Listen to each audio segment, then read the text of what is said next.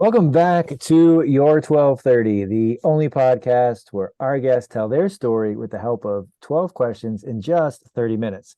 Today, we are so thrilled to be speaking with Fortune. Fortune is a self publishing strategist, best selling author of multiple books, and creator of the signature book formula. He's the founder of No Doubt Nation, where the followers live by one mantra: make life happen every day, and the mastermind behind the hashtag One Book Away movement, and the Wealthy Author podcast. It's a lot of stuff. Through his books, Speaking in Business, he teaches entrepreneurs and speakers how to write, publish, and turn branded books into multiple streams of income. Fortune, welcome. We are really thrilled to be speaking with you. I appreciate being on the show, man. I'm gonna do my best to keep this a masterclass that's valuable I for have your no doubt that listeners. you'll do that. I couldn't even get through the bio without commenting to myself all the stuff that you're doing. But I want to start at the end there. Mhm. I know plenty of people who talk about writing books, who talk about changing from one income source to multiple income streams. Yep. And ultimately, it seems like that's hard for a lot of people to do. How do you help others do that? That's a fantastic question, and I keep it real simple. The and I'll tell you about this. This is how it came about from the most recent book, the 4 hour book. Um, what I did for that book is I created an outline in Evernote, and I said I wanted to do host a workshop, a weekend workshop. So I sold tickets to that workshop, which is, and I when I got to the work when it had the workshop, it was about 4 hours, but it was about 5 hours actually, with all the breaks and stuff like that, and answering questions. I taught from that outline. The outline was the outline for my book. So I recorded that. That recording I then chopped up and turned into the first version of the Easy Way book writing course. So I got paid to create the course and record the first transcript for the book. So I took that transcript off of there, edited and all that type of stuff, and it became that first version that you see on the wall behind me there. That became that book. Then I took that same outline, and haven't had some people come through the course and got some, because I recorded some testimonials at the end of the workshop, so then I can then use those to send to people when I was like selling the one-on-one coaching that I was going to do while I was still editing the course and getting all that stuff ready. So I then took that same outline, had my sales calls, very quick little tip on the using my the sales calls. Since I had 10 steps on my process that I just taught and how people get started on writing their books, my sales process was very simple. I asked people questions based on my 10 steps. Have you done this? Have you done that? And now I know at the end of it, I know what you're missing, because these are the 10 steps I have to get there. Oh, you're missing this, and that, and the other, and help them sell. So that's the same. That's what I did with my first client coming out of that. I sold that first client for just under $3,000 into a done with you course. So I went with her, walking her through that process while I'm writing the book, turning that, editing the transcript and so forth, editing the online course and so forth. Okay. So I just told you 5 different ways I use that book to create multiple streams of income. Okay. That is the simplest way that I know of turning your book into multiple streams of income is take a piece here, create a mini course, take a piece here, create shirts. There's another stream of income. Take the outline you have there, pieces that you want to go dive deeper into, turn it into what podcast, Wealthy Author Podcast. See, there's multiple ways of turning that into streams of income if you did the work. There's a key, Mike. You have to do your work, and not just when you're creating your outline. You have to do the work and really get into it, and so that you're creating some transformation. And now it's actually going to work for you. If you don't do the work, you just kind of like threw some stuff together to try to sell a book, then you can't really turn that into other streams of income. But I can use that one outline. I even create my signature talks from it. I create webinars from it, all from the same outline. That's a great place to end on that answer, because the answer is, I don't want to say perfect, but it's really, really good in that it's built off of something that someone is going to want, something valuable, something that has a lot of effort put into it, and then that's something that people want to pay for. And then more than, I don't like just saying this, repurposing it, but putting it out in different different spheres, different mediums, different ways for people to consume it, different levels of engagement with it. That's I think that's great because we often overlook both of those things. It's like, well, I'm gonna just throw things against the wall, see what sticks, then I'll run with it. That's a mistake. The other mistake is that I need to either just repurpose by just doing the same thing over and over, which not going to work, or doing things completely different and starting from scratch each time. So you were very very quickly there described a story of how you were able to take the same core content but deliver it different ways to have different streams come in. Love that story. So that's a great place to start. I think we'll have plenty to go back and forth with. So you mentioned coaching, podcasting, obviously writing. Which of these comes most naturally to you, and which do you find yourself having to work most at, or the hardest for you still at this time? No, they're all at this point in my career, they're all about the same. Because and I say that because you talked about repurposing, is that they all come about as the same type of thing. I will create an outline, I will deliver that outline through the camera, but I write it out the way I want to for the blog post or whatnot, the article to be. It's already written all the way out. And then since I've already done all the thinking to get clear on it, I can easily deliver a talk directly to the camera about that. The hardest part at this point is more about the editing and what I'm going to leave in and what out, so I don't spend 3 or 4 hours trying to make this beautiful thing instead of just getting it out into the world. But I will say this: I did a lot of work on both of them. I've been doing a lot of work on storytelling and writing, but the most work that I did was learning how to speak and how to present. And what I learned from a Greek orator named I cannot pronounce his name properly. It's Diophanes. I want to say it's Diophanes. I can't pronounce his name properly. But what he was, he had a problem with speaking and stuttering and things of that nature. And what he did was go out to the beach, put rocks under his tongue, and he spoke loudly over the waves and with the rocks in his mouth so he could clear up his speaking. I took that same concept, went over here in the other room, turned the speaker up loud, put some rocks under my tongue, and started reading from books loud over the speaker to improve my ability to enunciate, to speak loudly, and to speak clearly. And being able to do that confidence that I could communicate, then all I had to do is figure out what the words to say. So you've mentioned outlines twice. So I want to shout out Evernote as well, because that's a fantastic tool. I need to say that, but I do not want to gloss over the fact you actually put the rocks. I'm familiar with that story, so I know Yes. I know it's true. So you put the rocks in your mouth, and that's how you did it. Yes, okay. Absolutely. As somebody who struggles with enunciation, I think I'm going to have to actually try that out now. If this is something that's working, then I guess I've got to give that a try. That was one of those blind faith types, like either the story is either it's a good story or it's a true story. Let's see. I thought you were going to say you practiced, you worked hard at it, but no, you step by step. So well done. Tell me about a time when you thought you were prepared to present something, speak, and you weren't, and now you know your outline needs to have this amount of work or this amount of background because of something that didn't work out. That I haven't done anything where I wasn't prepared for it in such a long time, because I learned that back in high school. I tried to wing it like in high school, and it came out badly. It came out very bad, especially because I was in accelerated classes. So all these other people, the students, like had slides and PowerPoints, and they even one of them created a daggone video. This is back when we had VHS tapes.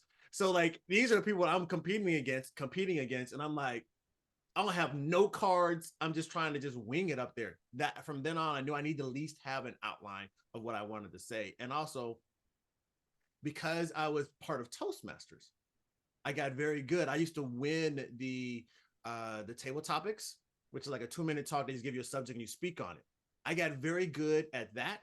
And because I've been in recovery, we're constantly doing shares. So we're going around in 12-step rooms and we're giving shares. I have a lot of practice of being able to deliver right on cue at the moment. So it's not very difficult for me to do that from stage also, because I've done the work already. All I need to do is know what the audience needs. I don't recommend anybody doing that. Absolutely don't recommend that. But I haven't done it since high school, man. That's okay. I mean, VHS is a good way to go back, and thank you for sharing that. Knowing what the audience needs, how can we figure that out? If even if we think we know, how can we confirm before we step on stage? Excellent.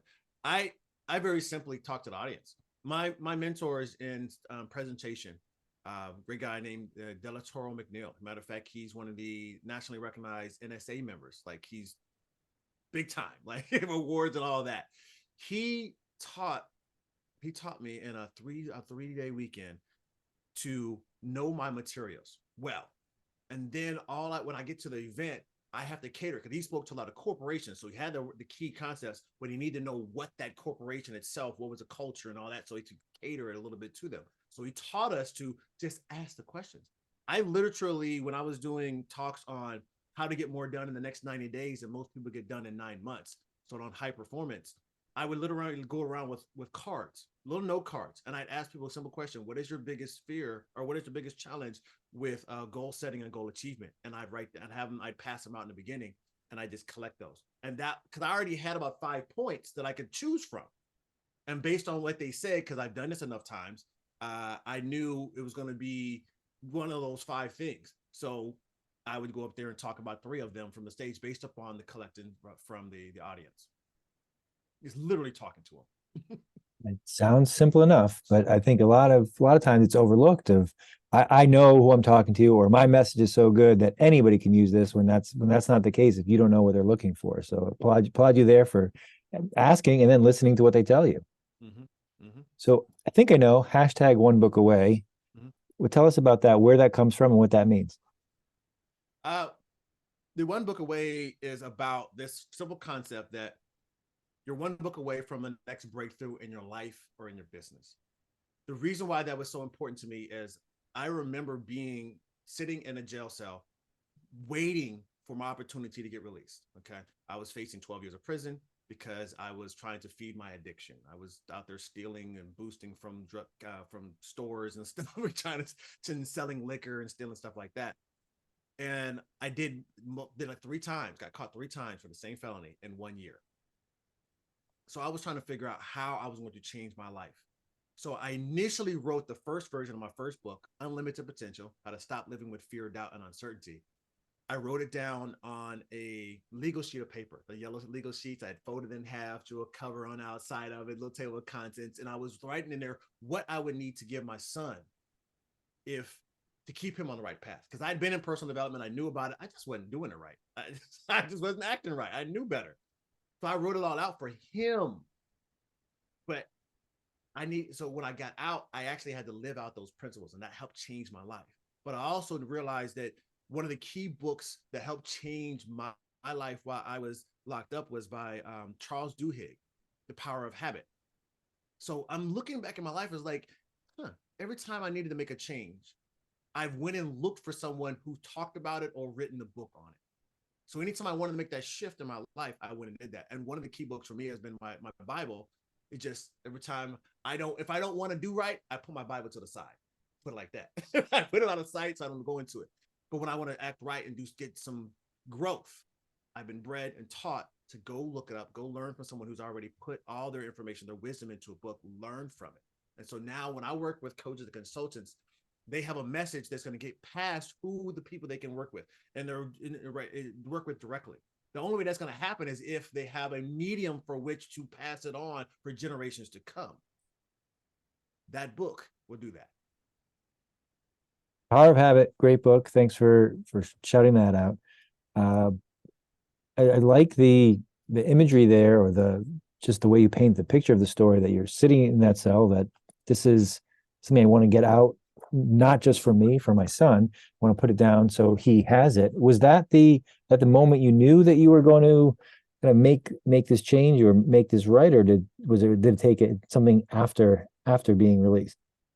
It was after being released. When I was released, believe it or not, I've been cleaning everything while I was in there, but within 45 minutes of being released, I was high again.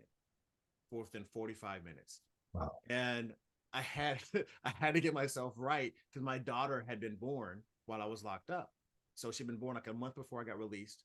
And then my daughter was basically given over some custody to me because her mother went back out to the streets. So she's 2 months old. I'm still facing 12 years of prison. So I got to figure out how to stay clean and not go to prison. I got to figure out how to get a job. I got to all these things and figure out how to be a daddy to a little girl. Right. So that was the catalyst. However, I didn't know what to do. And it was the moment that I got challenged to actually finish the book. And that happened about a year and a half after being clean. I was at a women's empowerment event. My friend was putting it on. I talked my way into it, and all I had to do was wear a pink shirt, and she let me in. So there was a woman named Cashel Kelly on stage, and she was spitting these fireballs. And I just kept, you ever have a speaker that's speaking, and you're like, ooh, ooh, ooh, like it's like you're like dodging what they're throwing. It's like, ooh, that was me. Well, she kept doing that, and then she gave this pitch, demo pitch to speak with her. So I got on the phone with her a couple of days later, and on that phone call, she challenged me to stop taking God's glory and tell His story. And then she gave me the next step and the first step in the challenge, which was to go on Facebook. And I'm not telling anyone to do this. She told me to go on Facebook and share on a live stream what I'd been through, where God had taken me through, the recovery, the addiction, being run over by a truck, and all these other things that God had brought me through. And something about doing that lifted this weight off my shoulders. That it's kind of like anybody that's seen 8 Mile, where Rabbit was going through and he starts talking about all the bad things he was about. And it's like, now what you're going to say? That's basically what I had done on live stream. So from there on out, I could go do what I wanted. And that's when I started speaking. I finished the book and published it and started doing all the other things. So we are having a good time. We're laughing, but this is a very amazing story, and your transformation is an incredible one as you talk about it. And it's a serious journey. Had you considered before speaking with her that kind of catharsis was a good idea? Was that something you could have ever come up on your own, or did you need to hear that from someone in her shoes to be like, yeah, I'll try that? It was right moment, right time. Because the reason why I wrote the book, part of the reason why I wrote the book is because I had heard Zig Ziglar say, everyone should write a book. And I was like, yeah, I should write a book. Then he comes back and says, but not everyone should publish. Right? But he goes on to talk about how he was writing a book and the publisher was going to put it out in several months from then, but he hadn't been living out the principles of the book. He needed to lose weight before that book come out, so that when he was like in accord and in alignment with the book and principles that he put out. And that's kind of how I felt too, because when I got released, I took those pages that I had written out and when I was locked up, I typed them up. And I thought, I was like, this is like 20 pages of glory. This is awesome.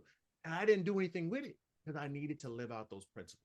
So I knew it was going to come. It was just when she said that, it was kind of that sign that says, all right, it's time. You've been doing it for 18 months. You might be able to make it. Let's go. It's got an amazing story, and I could ask you 100 of follow-ups. The one I'm going to make sure I ask is probably not the right one, but you mentioned getting run over by a truck. Is there a story there that's worth sharing? Oh, absolutely. So I was in recovery. I was at a recovery home, and I needed to get a job. I finally got a point where I've been there long enough. I need to get a job in order to start paying bills and so forth. So I went downtown to the Indiana Black Expo with my cousin, did all the job interview type stuff, and was super excited, super happy about it. Come home from there, and my house is on a hill. So I've driven my car in the garage. I went down the hill to go grab the mail. And as I'm walking up, Spidey senses says, look up. I look up, and here's this Ford Explorer coming down the hill at me. I catch it. My martial arts is what my physician tells me saved my life, because I didn't tense up when I hit it. I relaxed into it and caught the truck. And so when I drew all the way down the hill, with might be on the back of it, holding on to it, got to the curb, lost my balance, and went under the truck. The last thing I remember is my right leg coming up to my face. Oh, right. So I ended up severing my spine, cracked ribs, collapsed lung, broke compound fracture my right leg, hip broken, road rash on the arms and the arms and legs on the side. And but then 90 days from that, I ended up walking into Thanksgiving. That was one of my goals. And the reason why I walked into Thanksgiving also obviously because of a blessing. I was blessed and not having any pain since then. With my spine fused together and all that, I being an athlete, having grown up an athlete, I went Division I full scholarship for baseball.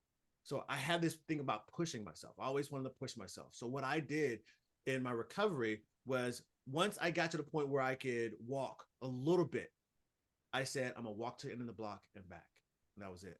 And I walked to the end of the block and to the next corner and back. And I kept doing it, extending a little bit further. And once I got one lap, then it was like, let me slow jog around. So that gradual building up started rebuilding myself and building my own confidence in myself that I could actually move on my own without these other things. And that lesson has been so true all throughout my life. But it's the same thing that happens when it came time to me learning how to blog. 90-day immersion, a little bit here, a little bit growth, a little more. When I learned doing YouTube videos, 90-day immersion, let's go into it a little bit here, a little bit more grow. The same thing happened all throughout my life when I wanted to learn something that was difficult, but I didn't know what I was going to do. I've used that same discipline. You asked for that story. It was a great one. I'm glad I asked. I just a quick follow-up. Was that your car that you parked, or is it a different car that's coming rolling down That the was hill? my car, Ford Explorer. So it wasn't in park? What happened? Why did it roll down the hill? Don't know. And here's the thing, it rolled over me. And like I said, it was on a hill. So it rolled over me, hit the curb, and rolled back over me Oh, and stopped in the driveway on the hill somehow. So that's just, again, I don't know, other than God was trying to get me to sit down. I don't know what it was. But something about with the gear shift, it would just go up and down. I never noticed it before, but since then they found out other Ford Explorers have had problems with their gear shifts and so forth too. But okay. we didn't win the case on that. So you just from anyone listening to this, you are clearly a phenomenal storyteller, and I think that will touch every aspect of all the things that you do, because telling stories helps you connect with others, helps others want to work with you, learn from you. You mentioned the 90-day immersion.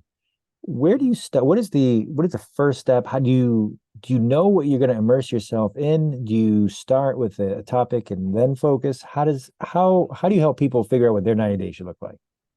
Oh, absolutely. First, you got to understand your goals. You got to know where you're going.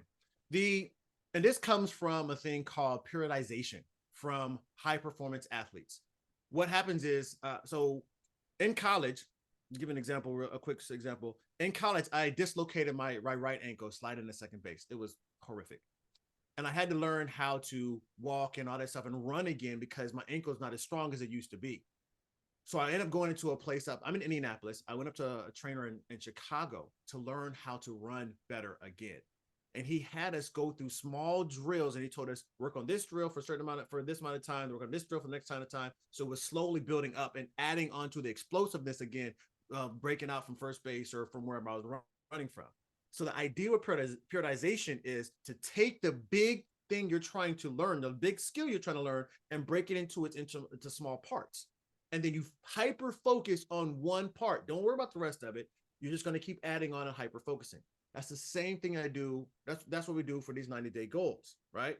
When I have decided to launch a course, then I got to decide, all right, here's the big thing that I want to do. I break it down into smaller places. It's called a race formula. The E stands for the end point. What is the end goal? My C stands for checkpoint. So I have checkpoints along the way to see how the progressing towards my endpoint. Just like a race car game, there's checkpoints. Remember those playing at the arcade, the other race car games every so often. If you wanted to keep going without putting more money in there, you had to hit the checkpoint in a certain amount of time. It's a boost. The same thing happens here. You hit your checkpoint, you get a little boost of the adrenaline. Ooh, dopamine hits, you keep moving on your goal. The A stands for your action steps. And the action steps, there are two types of action steps. One are small little goals that you need to do that may just happen one time. But for the most part, you're focusing on process goals, meaning the things I'm going to do over and over and over again. I focused on the process and I'm going to hit my goal. So those little process goals are what are helping you to hit your goal. You have to decide what that is, what your goal may be. You have to give me an example. I give you an example to go through it. I give you a simple one for the books, of course. If I got to publish a book in 90 days, I got a certain amount of pages I want to write every day or words I want to write every day. I sit down and write those words every day, and eventually I get the book done. It makes a ton of sense as you explain it. I love that you start with the understand the final or the goal that you want to reach, and then just break it down and focus on that part of it. I think that's wonderful advice. Yeah. One thing I want to say, the R stands for review.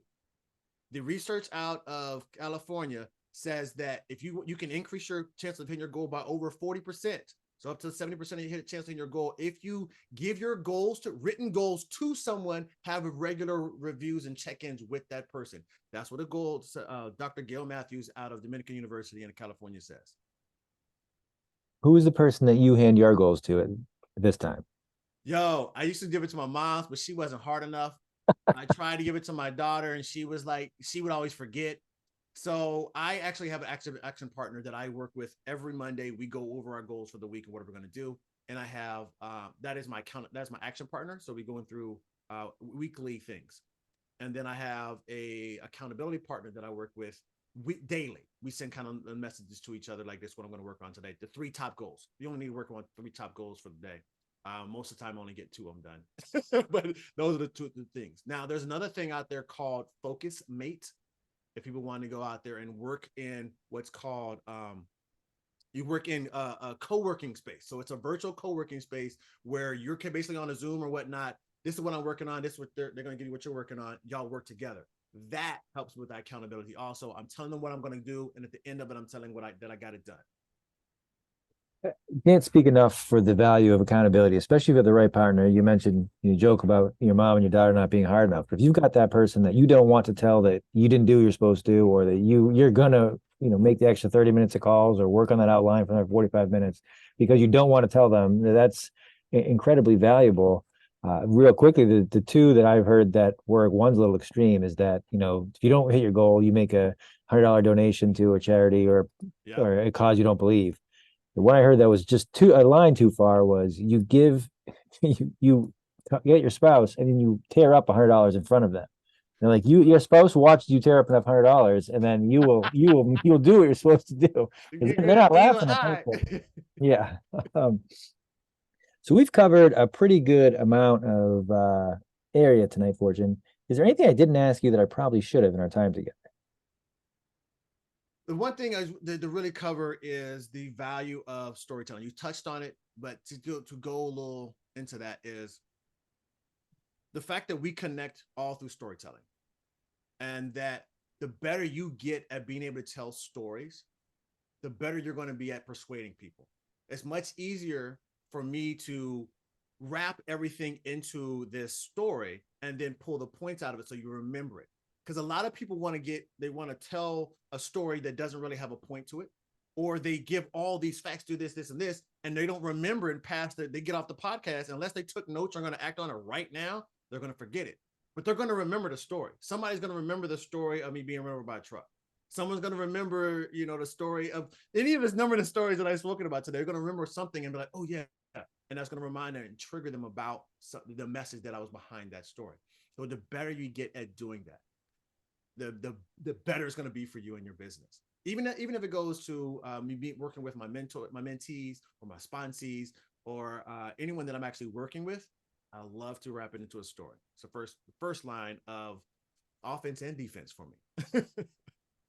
And I'll even go a step further. When I've got the ability to talk to people from all different types of backgrounds, and without saying it, when you are telling the stories the way that you are exemplifying. It's like, not only I know what I'm talking about, I have the confidence, and I'm going to tell it in a story as opposed to come in and say, listen how smart I am, or you just, by telling the story in the way that you do, it's like, this guy is charming. He's got a personality that I want to talk. I want to ask him follow-up questions. I want to learn more. And that it makes you, magnetic and make that connection. So really well done. It's a skill, and you certainly have it. I want to end here. You mentioned working with entrepreneurs, speakers on books. Is that who you generally work with? Who should reach out to you if they're like, what, I'm thinking about writing a book. This guy's got fantastic stories. I need his help. Who should that be? I focus specifically on coaches, consultants, and people who are doing transformational work. The reason why I focus on them is because I have a goal, personal goal of helping transform 1 million lives with my authors' books. So I got to get more authors who want to transform lives and not someone who just wants to have a book to have a book or because you think you have a cool story. I'll tell you this right now. Every one of us has a fantastic story. So that does not separate you from anybody. What meaning can someone get out of your story? And those are the people that I want to work with that have a story that they want to use and a message they want to give across to people to transform someone's life. And that usually ends up being coaches, consultants, and some service workers. Very nice. And Fortune, where can our listeners connect with you, find out more if they'd like to? Oh, absolutely. The best way to find me is at D Orlando Fortune. That's D Orlando is spelled like Orlando, but with an A. D Orlando Fortune on all these internet streets. Or you can find me also at theorlandofortune.com. And anyone that's thinking about writing the book, you're already ready to write a book, and you just want to get some more details about what the signature book formula looks like, you can go to signaturebbookformula.com. Go there, watch the 16-minute video. So 16-minute video, tell you what it looks like. Fortune, thank you so much for joining us. This was a blast. I look forward to doing it again. Absolutely.